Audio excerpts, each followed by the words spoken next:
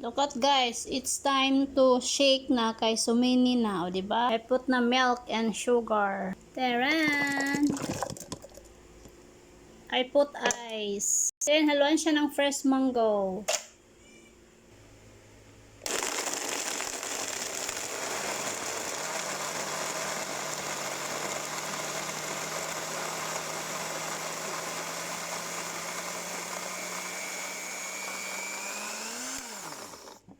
Yay! So yummy, healthy!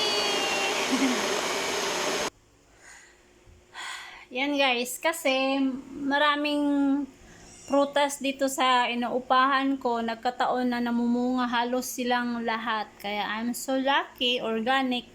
Sinusunog-sunugan ko lang guys, pinausok-usukan ko lang. Ayan, namumunga sila.